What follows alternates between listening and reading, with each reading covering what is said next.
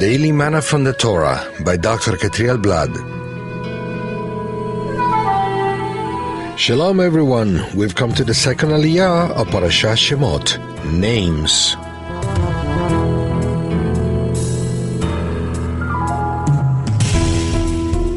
Today's aliyah is found in Exodus 1, verse 18 to chapter 2, verse 10.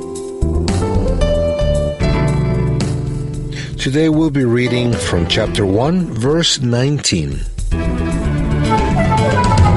The midwife said to Pharaoh, "Because the Hebrew women are not like the Egyptian women, for they are vigorous and give birth before the midwife can come to them."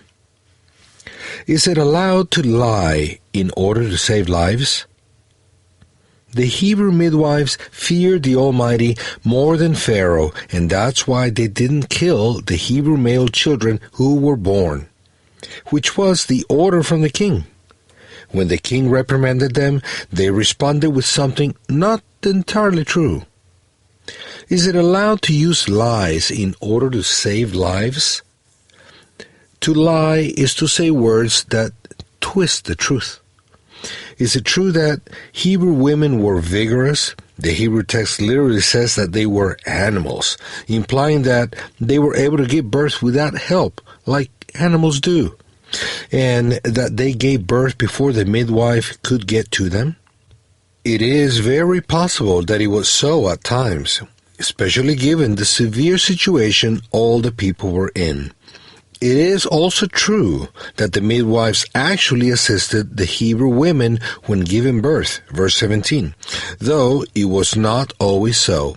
Thus, we could understand that the midwives' words were just true in part. They didn't tell Pharaoh the whole truth to save their lives, and the Almighty honored them for having acted in such a way. According to Jewish law, it is allowed to break almost any commandment in order to save a life in a very critical moment. The halakha, practical Jewish law, establishes that it is allowed to break all the commandments except 3, blasphemy, murder, and adultery, in order to save a life.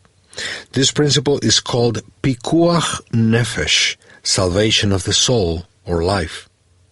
Commandments were given to live by them, not to die by obeying them. Leviticus 18:5. In this way, what the midwives did could be justified. They used a half-truth to save their own lives as well as that of others. Rachav lied to save lives. Joshua 2:5. Michal, King David's wife, used a lie to save lives. 1 Samuel 19, verse 14 and verse 17. There are other examples in King David's life in which he hides truth or lies in order to save lives. 1 Samuel 21:2, verse 13, chapter 27, verses 10 and 11.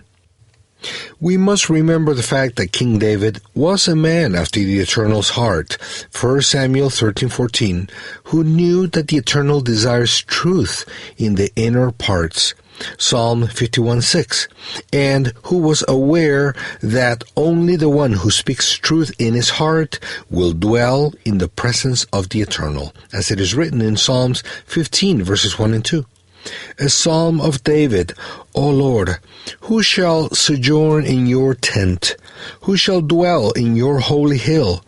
He who walks blamelessly and does what is right and speaks truth in his heart.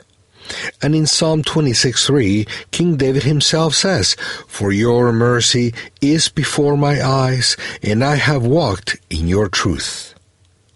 The Eternal cannot lie. Lying does not come from him. Hasatan, an angel who rebelled against the Eternal, is the father, origin of lies. John 8:44. The children of the Eternal do not associate with lying, and if they lie by error, they repent in order to avoid being judged altogether with the father of lies. I am personally convinced that we should never use lies, no matter how critical the moment is, not even to save lives.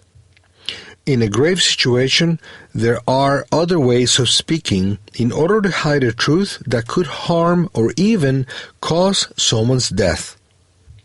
May the Eternal help us never to lie, and may He give us wisdom to know how to hide part of the truth when necessary in order to avoid damage to others.